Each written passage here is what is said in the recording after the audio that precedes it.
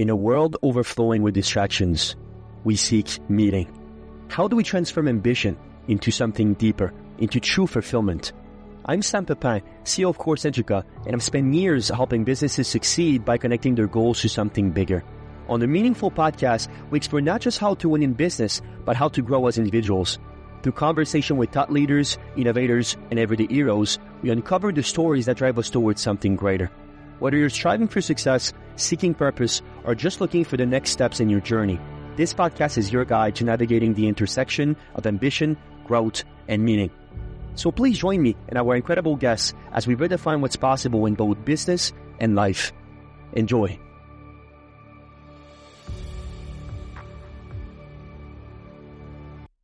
Happiness isn't found in things. It's created by the life you choose to design.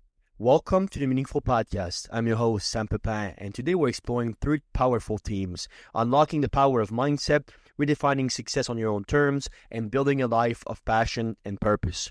Our guest today is Tina English, a champion athlete turned dream life mentor and Austria first relationship coach.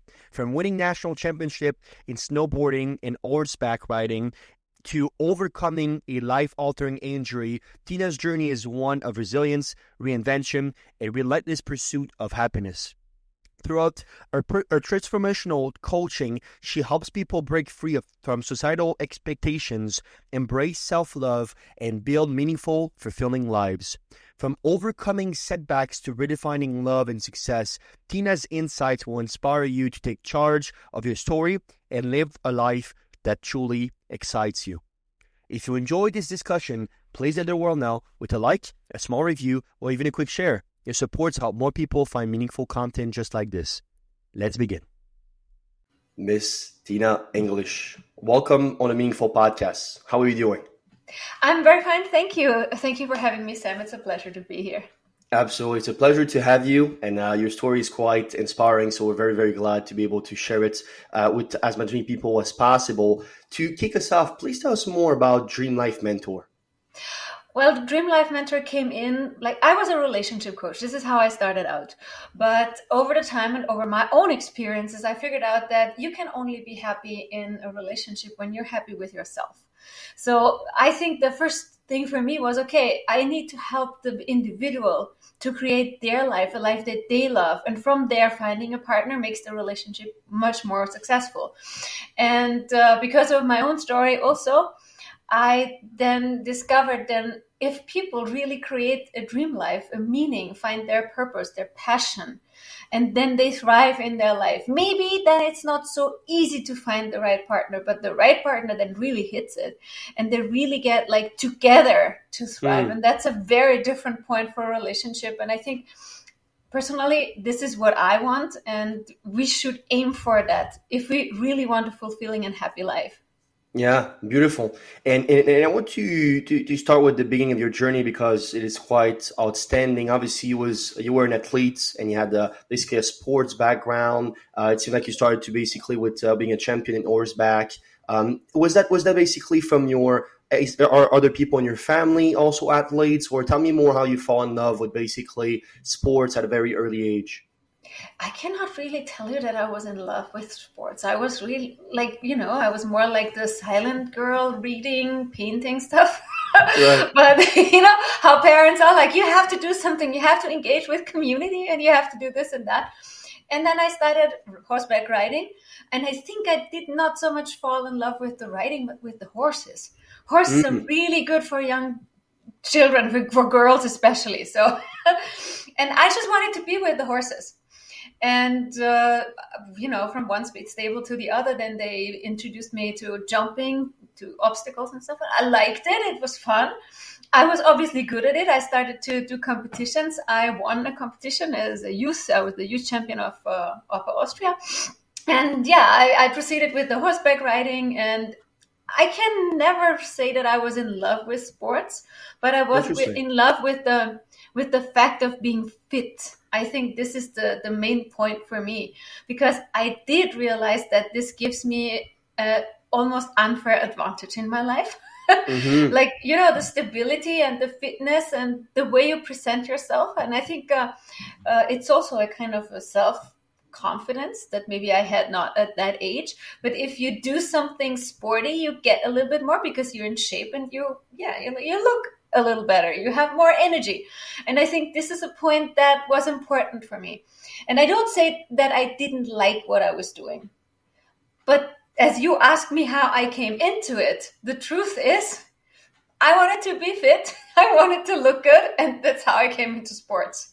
Yeah, and that's so important. And I think that there's obviously an intrinsic value to that. It's morally good. It's morally basically a good thing to be in shape, to be full of energy, and therefore to be plentiful in all your in everything that you want to pursue. I think there's a lot of wisdom with that. And even from my background, I think that's I was obviously a soccer player, and you're right. You personally, I fall in love with the sports as well, but you definitely fall in love with the fact that the the sports aspect of it, being in shape, taking basically being proud of how you look. I think there's a big novelty in that. And then basically very it seems like quite rapidly you also switches to being a snowboarder, right?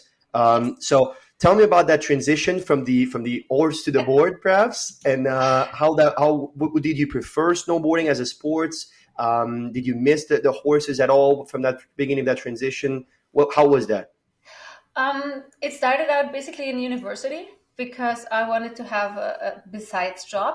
And I Yep. was studying in Salzburg, so the mountains were very close. And I thought, like, yes, snowboarding, why not? I mean, do the instructor course and then instruct a little bit. It's fun. I thought it would be fun. It was fun.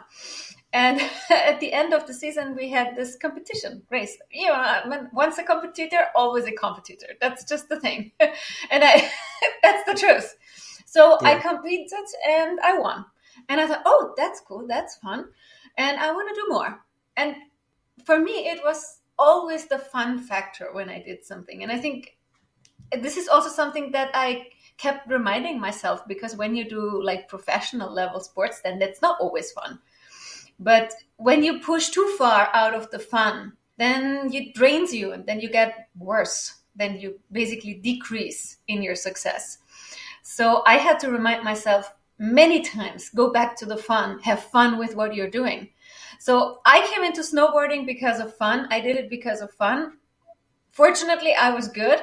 So I could combine this fun with I think it's like I have this talent for movement and I take it on very fast. If they correct me, I can transition to do it and implement it very fast.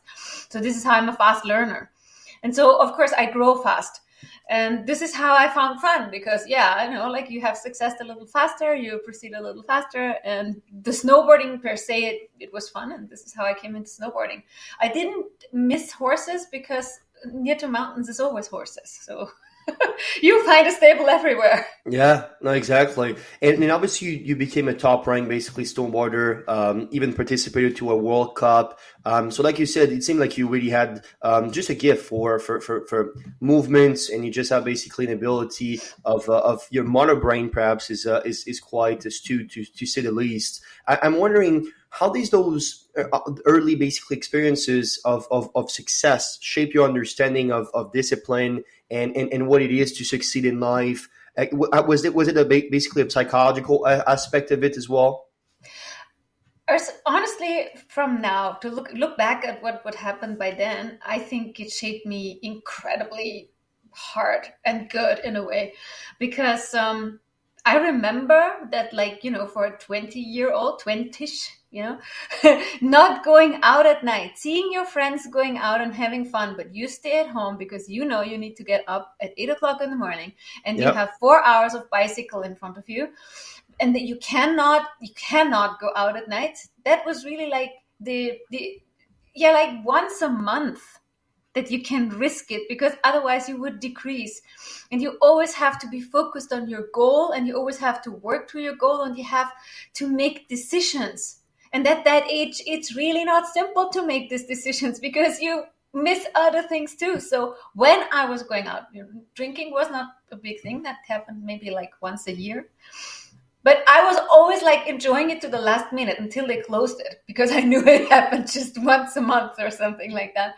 So you really enjoy this, but it shaped my understanding that everything has a price. And if I want to Mm. be successful, I have to pay the price. I cannot have like the sloppy life of doing nothing and the success. It doesn't work together.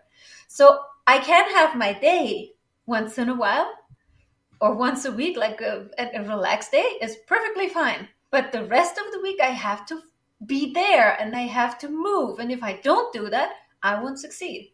And I think Mm. this is some mindset that is very important and that sometimes people tend to not understand. They think they can have it all. They can combine the success with all the entertainment, and that doesn't work. It works to a certain extent of success, but if you want to play in the top league, it doesn't work. You have to take that decision. So yes, I think sports made me basically a winner in many areas because it taught me the system.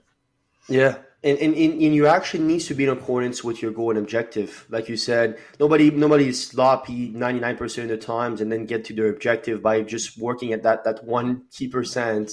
It just doesn't work that way. I'm also wondering when you're thinking about basically that mental strength, that discipline, the fact that your friends were going out and you were staying home, was that somehow difficult for you, or did you always have that drive to basically being able to overcome that I suppose this short term gratification type of road when you're very young.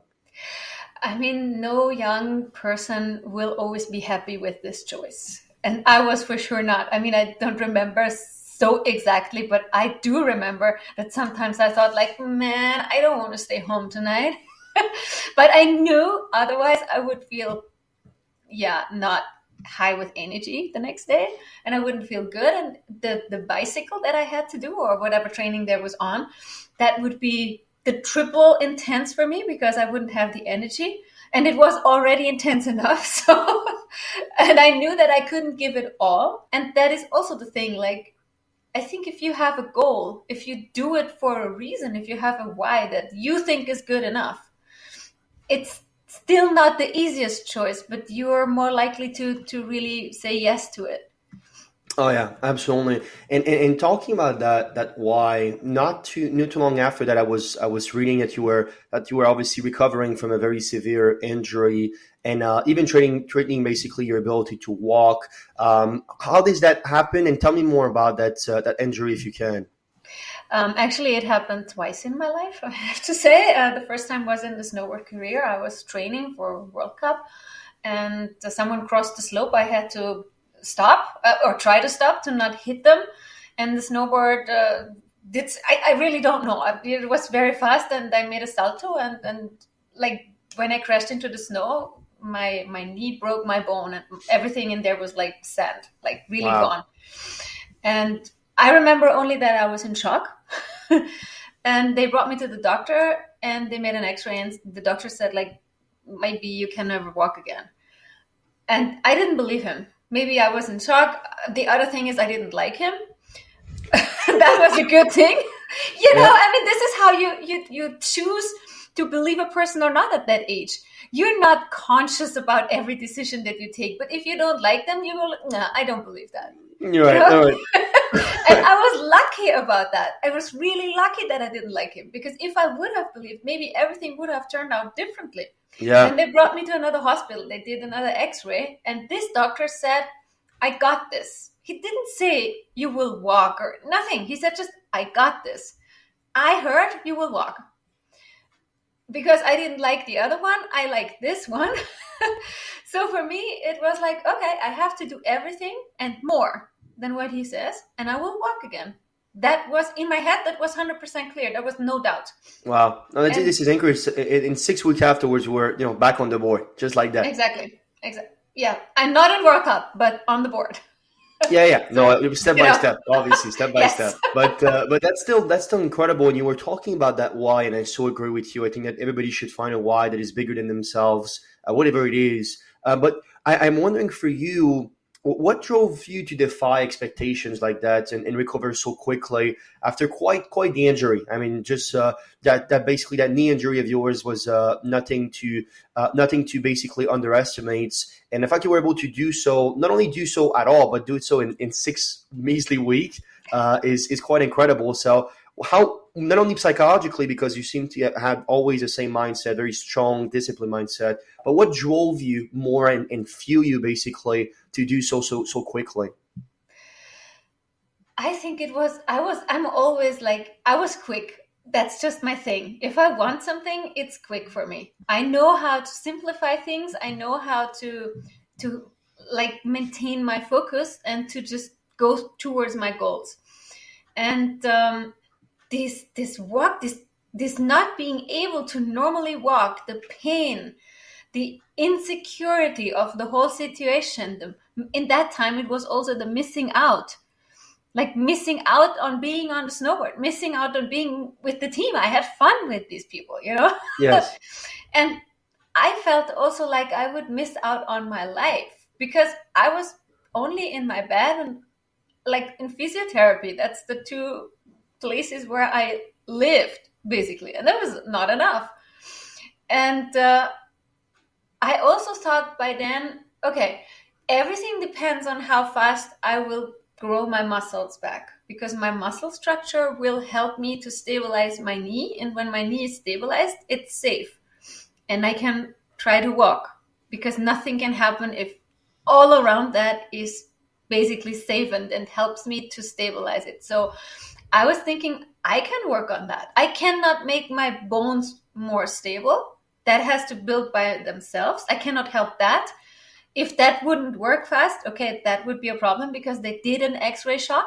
And only because it has healed so good inside, I was allowed to do the snowboarding.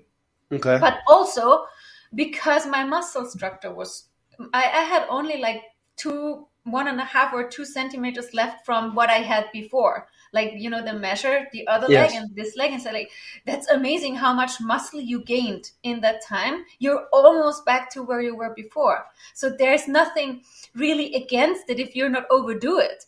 Like in the first one, you don't do any specific training, but you can do some turns or something because you have gotten yourself back. And of course, I felt it a bit. It's not like, you know, everything is healed magically. 6 weeks is almost nothing.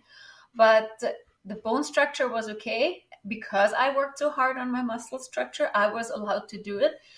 And for me, it was just like getting mobile again, like being flexible and having my life back. I don't even think I was thinking about competing immediately because that obviously took a while because also the thing happened in snowboarding, so you have to gain like the confidence back and stuff like that. But just the fact how fast it was and how fast I could do it, but also for me there was no question. Like if I could do more, I will do more because I want this to happen. And I think there was a part of me that might have been even afraid that if I'm not nailing it now, then maybe something will happen and I'm not gonna get there. So Right. just do it.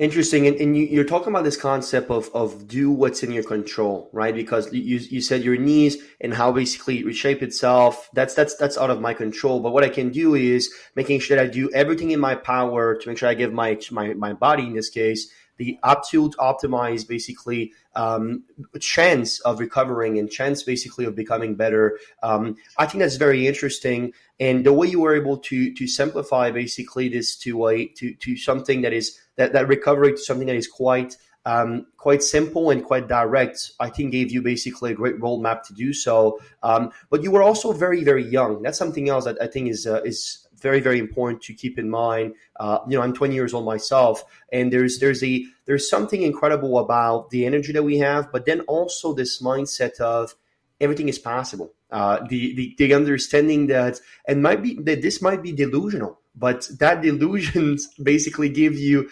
the firepower of just basically trying, and I think that's very special. I'm wondering, you mentioned obviously the team. I'm not very familiar with snowboarding at all. Obviously, soccer is a team sports, but in snowboarding, which seems to me like it's more of an individual sports. Tell me more about how important the team is and how teamwork still shape basically your success. It was completely individual, but there was two different organizations in Austria, and I was with the one that was a little bit more free in choosing what you want. It was the ISF by then, and there you could choose your team and your basically also your teammates. And we were a mixed team, so it wasn't just women, it was men and women together. And it was really fun. So for us, it was just coming together was a celebration, kind of. We were still training, but also personally, I think that the man-female combination that gave us an extra kick, because men normally were stronger. Yes. But yeah, it is. It is what it is. But Yeah, it is. Yeah. I was lucky, and I shared my room always with the triple world champion of Switzerland. There was the only one that was single, so I had to join in with her when I joined this team. And we went good together, so that was great. And she was sometimes better than the guys in the team. And so we had this competition thing, like, oh, she was faster. No, I have to give more. And this thing in the team, it pushed us all to be more successful.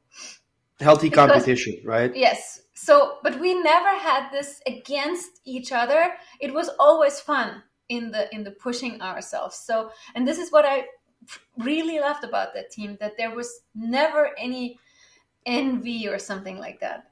It was always very friendship, familiar, I could almost say. Yeah. And I missed it when I wasn't there. Yeah, no, absolutely. So you recover from that. Then when did you stop snowboarding? That was like 3 years later. 3 years later. Okay, so you were. So can you give me a ballpark age? It was early. I think it was 26, 24, 26 when I stopped snowboarding. And Yeah. that was basically because I was winning a race that I thought is very important. But on my way back home, like, the goblet was sitting next to me, and I thought, like, what the fuck? I'm not happy. So Oh, I thought this would make me happy. I thought, like, wow, after that I have all together and I would be fulfilled and I would finally know what true happiness is. But I didn't. I was just like, okay, nothing changed. Like, when I mm, went there, it felt the same like when I go back, even though I achieved what I achieved. So maybe there is something more to happiness, because I understood in this moment that this is not enough. If this is happiness, I wasn't happy with that. right, right. So there was kind of like this haha moment of you understanding that extrinsic success doesn't always correlate with intrinsic success, right? And happiness as a kind of like umbrella term. That's very very interesting. So at that time, like you said, 24, 26, you win this big basically race, and you thought you would have been on top of the world, but that wasn't the case after No, all. absolutely not. I felt like, and actually, I think that I felt even a little bit worse, because I felt a little lost after that. Yeah, Because I thought this would give me what I wanted. It didn't. So I was like, but what will? And I think I was in a situation where I thought, like, okay, but which direction do I go? Where do I go? Where do I find what I want or think there is? I wasn't even sure if it's out there for me. I just knew that what I had in this moment wasn't enough. And I yeah. was sent on a mandatory vacation in this season, because I was, as you heard already, training very much. And I was not stopping, or not likely stopping, because I really wanted to succeed. And they said, like, you have to go on a vacation. You do too much. You need rest. And you need to do nothing. So you can also lay in your bed, but I wouldn't. So they sent me away. So I get a flight and go on a beach and lie there and do nothing. Okay. Yeah, just rest. So was that the moment in which you decide to basically create your first relationship coaching practice? Was that basically the fight that was not making you full and perhaps wanting to transition to more of a professional work? It was actually this holiday that I was sent to. I was sent in a third world country in Latin America, and these people have a complete different way of living, because they are not happy per, like, I mean, they're happy the other way around. They're not rich, but they're happy. They have nothing, a material worth, but Hmm. they're happy all the time. Like, they share, they dance on the street, they smile, they laugh, and they have this inner glowing. And I was freaking out. I was like, they have what I don't have. They understand something I have no idea about. How can Right. you be so happy with nothing at all? And that was my decision to move there, to Yeah. try to work there and try to really learn what they know, what I didn't. And this is what happened. That was my next step in my life. I went there, I worked there, and I tried to really learn from them. And when I came back after the working, this was the decision. Like, I had learned so much because when I came back to Austria, I felt like I didn't fit in the frame anymore that I occupied before. I was grown. I was bigger than that frame. I have expanded in some sense. And Right. I thought, like, okay, now I can handle challenges that I couldn't handle before because I didn't understand how to do it. But now I have this inner happiness that comes from nothing that I didn't have before. So, and I think everyone should have a little bit of that because then our life would be better. People would be happier. And this was my decision. Then I searched just something, okay, what can I study, learn, or do so I can help people to be happier? So the happiness thing that was always in me, but I didn't know how to bring it out to the people, bring it out to the world. And I was asking my companions, like the people that learned with me, what do you think I'm good at? What should I start with? And as I was coming from, in that sense, Cuba, and they're super flirtous there, like, the guys, Yes. they don't care at all if a woman says no. They just try again. you know they don't Yeah. have these blockages that we have. Like, they don't have this ego part. They just love it out, and the next day they try again, or the same day, whatever feels right for them. Right. And I was used to that. I was there for a long time, and I was like, this you also as a woman have to react as well to this, like, almost direct form of flirting. Right. And you get a playful vibration into the thing. And people said, like, you should coach flirting. And I was like, oh, that sounds fun. Okay, let's start with this. And this is how it basically started, that I became first a single coach and then a relationship coach. Yeah, and you truly just like paved the way in this field, right? From my understanding, you kind of like pioneer basically this concept in Austria. Mhm. And it's very fitting to your story, obviously, this kind of understanding of innovations, of doing something that was never done before. But it's interesting that basically you were asking your friends as well, and some people in your life, hey, what am I good at? I heard that tips before, but it's something that is actually very difficult. And there's you need to basically soften your ego to basically do that, because, well, they might say something that you don't think basically is the case, or vice versa. So that's very interesting, the way you were basically able to use those advice, and do basically great things with it. But I wonders, when you're paving the way like this, and you're getting into this environments where nobody else basically knew exactly what it is for basically in Austria. How was that? Did you have difficulty basically explaining to people? How was it matching with the culture there? Tell me more about just kind of like the barriers to entry, and how that was from your perspective. To be really honest, I didn't think about barriers at all. At all. For me, it was like, okay, I have fun in this, and now I create a concept and I try it out. And I wrote a book at that time about, it was just a novel about, like, in online dating, because online dating was very new at that time. It wasn't like now. So online Right. dating just started. I mean, not very new, but it was like in the starting area. So, Phase. and when I wrote this book about single, then I was like, okay, why not asking Austria's biggest online dating platform if I can coach for them? And they said, that's a fabulous idea. Because they had no one. So I started writing the blog for them and offer my services there, which also gave me immediate exposure to the media, because they, hey, we have a single coach. And finally, after that, the German bigger ones like Parship or Hmm. eDarling, they started then to have some coaches too. But finally, I think I was the first in that time to offer that service. And they exposed me to the media. The media then came to me when they had questions about relationships, because the media sometimes write flirting here, relationship there, this problem, that problem, and they always want expert tips. Till that point, they had only asked psychotherapists or some people. They had this, the overall competence. But suddenly, someone was there. There was the single coach and the relationship coach. So, hey, we have someone that has expertise in this area. So, I did not feel like having big resistance. For me, it was just a way that kind of grow by itself. On meanwhile, I was walking there. So I think it's great to have a big goal in the end, but still you have to be open for all the possibilities that are on the way, and you find them, and you just have to open your eyes and say yes, because there's so many of them. And for me, like for example, there were so many things that people told me when I already did it. For example, when I had this agreement with Lafate at that time to write and to be their single coach, people told me you cannot do this. After that, I was like, Mm. oh, well, okay. I didn't know that.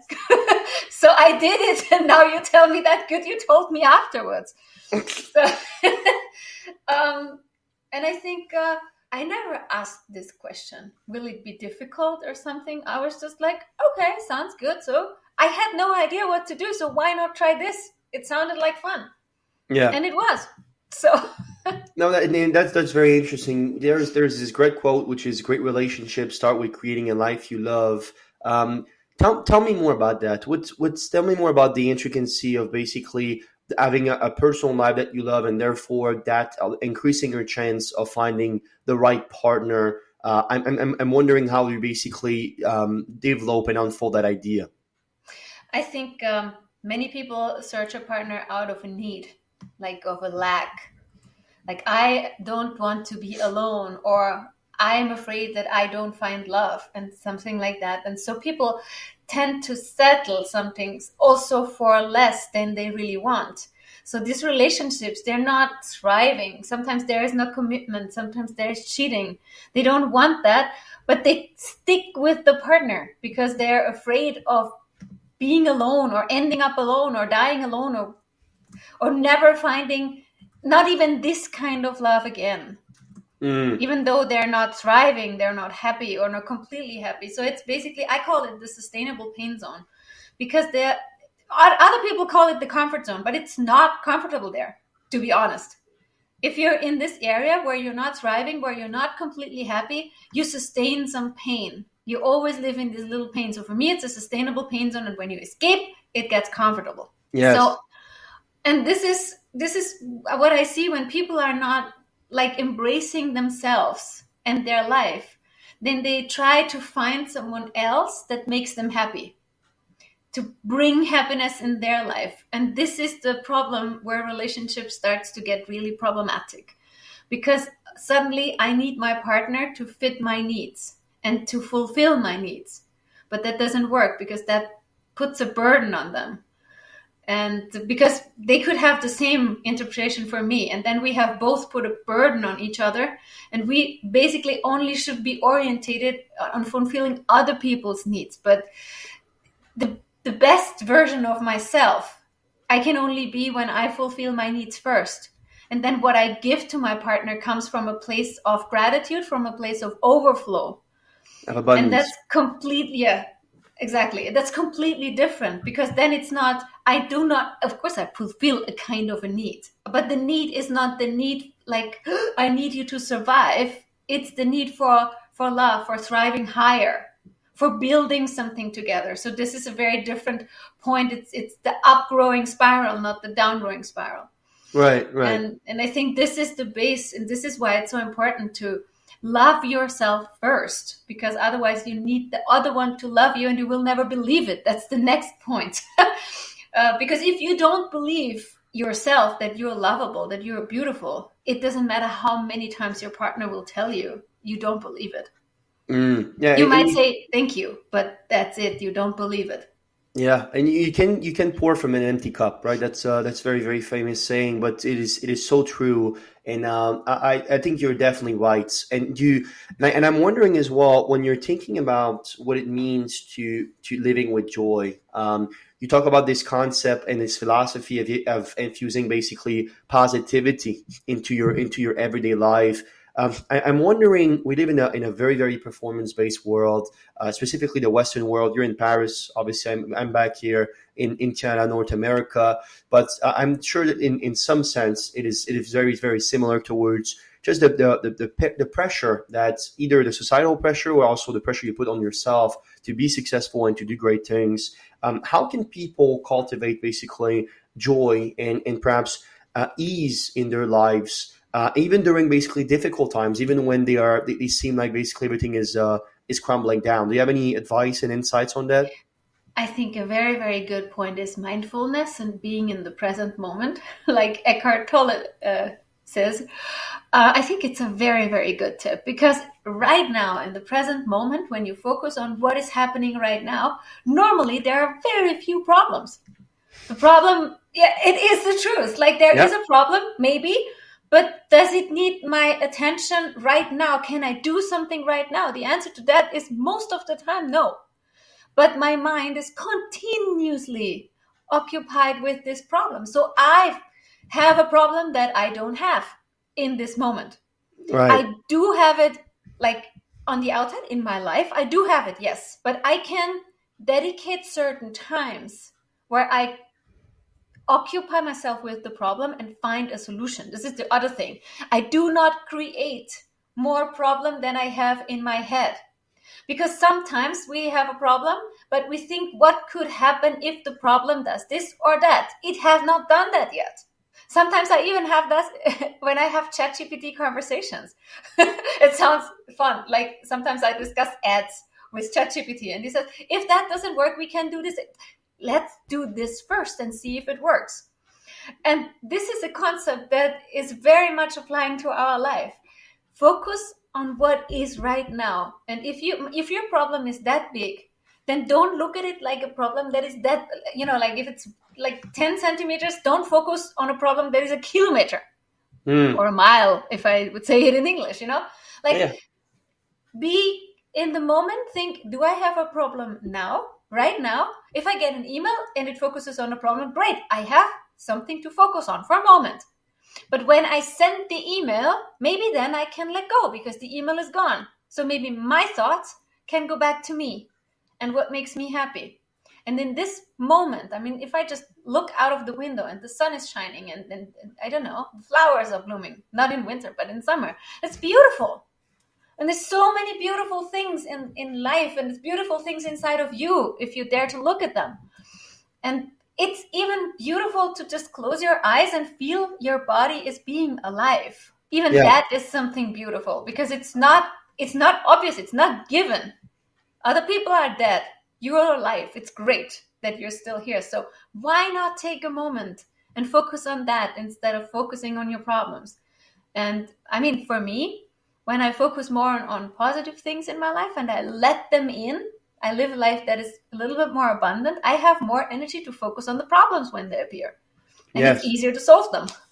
No, absolutely, and I love what Richard Wagner, actually, a German composer, had to say on this, which is joy is not in things; it is in us, right?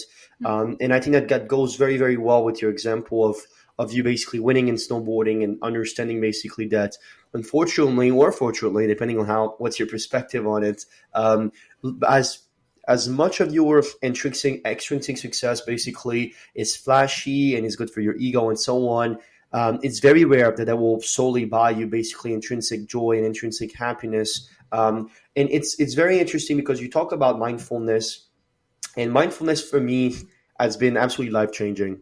This because we're again we are so full of ideas for the future and maybe even the past, even if that was not a problem for me, some regrets and so on. Some people are definitely dealing with this, but when you're in this present moment and you're enjoying life as it is, for what it has to offer, it gives you basically this perspective that, one, life is very short. Life actually passes very, very quickly, and therefore you should stop once in a while and look at it, and so you don't miss it.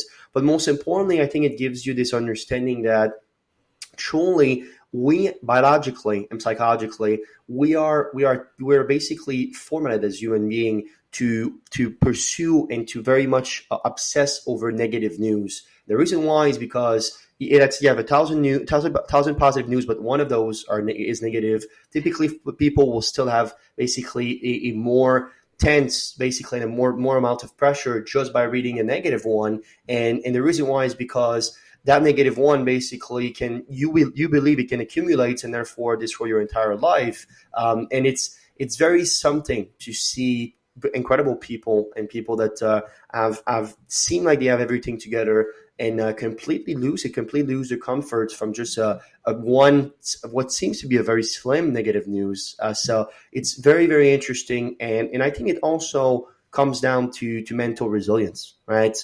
When you think about it, when you're training yourself to be in the present moment, and therefore you become better at understanding that fashion, that perspective over the world, then you build resilience. Just like you build physical resilience, you build mental resilience. How important was that for you specifically as you were transitioning basically as a dream life mentor? Was resilience basically something that you own in with your clients, the people around your life, or perhaps was other things more important from your perspective? I think that being in the present moment is very important to bring your problems into perspective. In my own life, I remember there was a phase when I was telling that yesterday, but it's true. I watched plants like a flower. And Mm-hmm. many times in my life, I asked myself, okay, I have a problem now. That's my problem. What would the flower do? And the answer to that is nothing. And for me, I felt so much like these plants is not individual. It's just a plant, but this they have so much life experience. They have so much wisdom because they don't have fear. They don't even fear death. Like a cow comes and they eat them, there's no problem at that. So yeah, but they have the roots in the ground. They're always rooted, and they're so happy with nothing. Like just water and sun. That's enough for them to be happy, and they always have 100%. Like I have never seen a flower that said, "No, today I'm only giving 50%." It's not happening. Right. So I mean, it's stupid to say there's wisdom in a plant because they don't do it purposely. Mm. They just do it because that's their life, that's their intention, that's how they are made. But then it brings me back to us human. We are made for something too, and we Mm. have this intention too. We have this purpose too, but we overthink it so much. And this is why to my clients I say so many times, like, you need to get a little bit out of the clutter of your head, because you clutter your head with thoughts, your own, from other people, from the media, from whatever. Just get it out, let it go for a while, and then just find peace in right now, find the pleasure, and then with all loaded with this energy that is in that moment, then you can go through your problems. It's fine. But I think that grounding, coming back to ourselves, and that is for me, as for my clients, as for everyone, is so important. And also when you feel like stressed, just take a break, come back to yourself. Everything is settling so many times when you just stop thinking for a moment. So, and I think this is one of the best things that I can give to myself, that I could discover for this process, and also for being a dream life mentor. Because so many people sometimes ask me, I don't even know what my passion is. Yeah, because you don't listen to yourself. Mm. Okay, I didn't also know when I was young. I knew my passion was to help people. I just didn't know how. So I don't think it's a problem to ask people, how can I do it?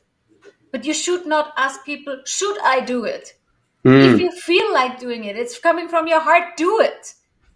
Ask whatever, what other people need if you want to make a business out of that. That's a good idea. But do not doubt in yourself. And there's so many ways. And you can always find clients. The same as every time when you have growth and you level up to the next level of your life, you will change a little bit your surrounding, because people don't all grow with you. That's how it is. That's how life is. And this is something that I think that had shaped me and my work as a dream life mentor extremely, to just be acceptive of all of that happens in life, and also to be okay with, if I shift, my life will shift. Okay, sometimes you feel alone, sometimes that's not so easy, but that's just a phase, it's passing. And that's the other thought that I think is very important. Everything is not forever. There's nothing that will last forever. So Yes. not a moment, it doesn't matter how bad it is, it's not forever. So just accept it as it is and wait until it passes. There's nothing else to do. You cannot move a mountain on your own. Hmm. No, interesting. And one thing I was always wondering, Tina, because you definitely have a global, obviously, perspective, and you work internationally basically now for a very long time. And one thing you said that I think was very clever is, and that's you talking, connecting with people from around the world has taught me the universal desire for love, purpose, and happiness. And I always wonder this. I travel a lot, and I think I'm somebody from I meant from the world, as I like to call it. But for you, have you been able to see perhaps the same problems, the same hiccups everywhere you go in the world when it comes down to life, purpose, love? Does everybody basically seem to be asking the same questions? They have a different way to tackle them, but I mean, just from a philosophical standpoint, have you seen basically that universal understanding that these things that are quite philosophical, quite deep subject are some that things that all human beings experience doubt towards? I think that in the core, like in the real core, we're all the same. And it's really all the same. Right. It couldn't be different because if you look at the whole thing and if you believe in the universe or God or anything like that, then we are all connected in some way. And like internally, we are all the same. Like even if the physics, I mean, some have some defaults that different from others, but normally, like 95%, we're the same. Like we internally we look the same organs, same structure, same, not same blood type, but blood at least. Sure. you know and and I think when you look at the different cultures like India, like China, or we Christians, the view at the things, and I'm not talking just specifically about religion, but like also about the philosophy that was like behind it. Like if you look at the Indians, for example, Ayurveda, or if Hmm. you look at the Mexicans, or like the Latin Americans with the old Indians, like Aztec and Incas and stuff like that. It Hmm. was different. It's just a different view of their culture. But the search for being happy, even if they call it different, fulfilled or awaken, it's all the same. People aim for this deep fulfillment in some way. And I'm not saying that they all find it or they all have the knowledge of where to look at, but even though the minds that are deeply like sad or in depression, deeply inside, they look for happiness. They look for fulfillment because this is where the depression comes from. So if we look at people with this compassionate eyes, we wouldn't feel so triggered many times by emotions or egos of other people because like in the essence we're all the same. We're all looking for the same things. We all want to be happy. And each one of us is just at a different level of achieving this thing. Right. Right. So, It, but that's basically it. yeah, and is that the most important thing you think you learn from coaching clients across different culture? Is that at the end of the day we're all a single race, which is the human race? I would say, yeah. Yeah, and how do you think that shape your approach from a basically a mentoring and coaching standpoint? Prior to you understanding this, were you basically approaching it the same way as after basically came to the realization that hey, we're just human beings. We have different environments and different cultures and different ways of seeing things and doing things, but intrinsically we're all made in the image of God if you believe in God, or in some ways I'm a Christian myself, by the way, but in some ways there's this interconnectivity is much more important than basically our differences. I think the most important thing is that we realize that it doesn't matter the outside, we are all humans. Like, Hmm. if you look at animals, the dog, if he's coming from Germany or if he's coming from, I don't know, Africa, they don't care. They just love each other. They run behind each other and they want to play with each other, so they don't see the difference. And I think, like, for me, an experience was I was told, and I can slightly remember, I was playing with children when we were on holiday. Like, I didn't understand their language, like Italian or English children. I was speaking German, but I had no problem of figuring out what they wanted from me. Mm. I didn't even know if someone would have told me, look, this is a black guy. I was like, oh, really? Is that different from me? I didn't know. I mean, of course, I saw it, Yes, yes. But you didn't feel but it. no, because a child doesn't look at it like this. It's just another child, a funny child, and I can have fun with this. And who does that look like? I don't care. That wasn't important for me. And I think this is so important. Even children know that. So why are we forgetting it?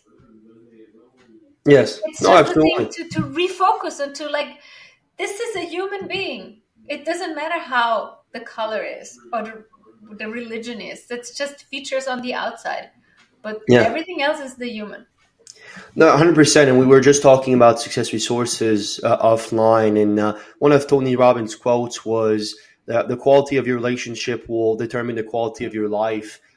For you specifically, now that you've been, again, coaching clients all over the world, understanding more and more of the importance of relationships, what do you think what are the key elements of building successful and lasting relationships as well?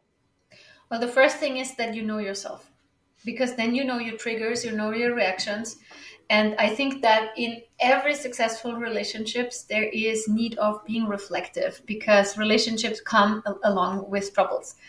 That is just the setup. We come from different cultures, families, understandings of things. So we see seemingly same situations with a little bit of different angle because Mm-hmm. we have learned it that way. So the interpretation of the same situation might be different just because of the different family that we're coming from. It happens, for example, often in couples. In a fight situation, one wants to talk, the other one wants or has learned that we just don't talk about it, and both think it's respectful. So if you don't understand that other people just learned it differently, not because they don't love you, this is a very important point, but because they think they love you right if they do it this way. And Right. this is the main point. They think they love you if they do it this way because they have learned that love looks this way. You have learned love looks differently. And this is a problem in relationships. So you need to be reflective enough to have an adult, mature communication about the differences of the points of looking at things, and then find a middle ground. And Mm. if you have the capacity to have a good and compassionate conversation about this, you will have good relationships. Yes, no, and this is so key. This is so vital, and we talked about this as a point of focus within this call. But always start with what's intrinsic about you, how you feel, who you are, what you want, and that will advise basically everything that you're doing extrinsically speaking. One thing that has been very interesting to me is, and you talk about that when you were mentioning your voyage in Latin America, is Marcus Aurelius very famously said, "The cheaper your luxuries, the richer you will be." And what we tend to see basically now with the Western world understanding and perspective is we're quite rich, materially speaking, but we're more and more shallow and perhaps sad, intrinsically speaking, which is quite horrifying in my opinion. And I think it's something that we need to not only reflect on but act upon as rapidly as possible. You call yourself a Renaissance woman, or perhaps that's what I was able to retrieve from some of your notes and writings. It seems like obviously you were always able to balance a lot of your of different passions. I think you're very big into opera singing right now, for example, and it's so interesting to me because what I see from truly happy people is they're able to embrace and find a way to embrace everything that sets basically their soul on fire, everything that makes them whole. This concept of a whole human. When you're thinking about the way that you're able to embrace all those diverse interests and how that influence obviously your coaching and overall perspective on life. Tell me more about how that all unfold now that you're quite seasoned and you're getting to a place in life where you know yourself even better. I think it's just this. I understand people, especially, for example, intelligent people. They have a lot of passions, but they cannot decide. This is a very difficult thing. It was also difficult for me. And I have a good understanding for that. There are people who are from the beginning set up, I want to be a doctor, and they're a doctor. And they're Right. super happy with that, and that's great. But there are also other people that like, I like this, but I like this other thing too. And there's another thing that I like too. So what should I choose? And it's like this feeling of being lost between the things. And it's also the pressure of our society that says you need to make a choice. And I had that too. I mean, I heard that too. You need to make a choice. You're just jumping around. But for me personally, at the time when I stopped snowboarding and when I came back from Cuba, I was consciously deciding that I will only do what makes me happy. I needed to reframe that same decision another time later in my life. But at that time, I did it at my best knowledge. Let's say it that way. So I read a quote today, and that was from Paulo Coelho. And I don't think that I can quote it like exactly, but it Sure. is basically you choose your mountain. And Mm. you do not listen to other people if they tell you there's a more beautiful or an easier way or anything. You choose your mountain, you choose your way, and you go for it. And I think this is the thing that I do really understand, that everyone has a different passion and every passion is needed.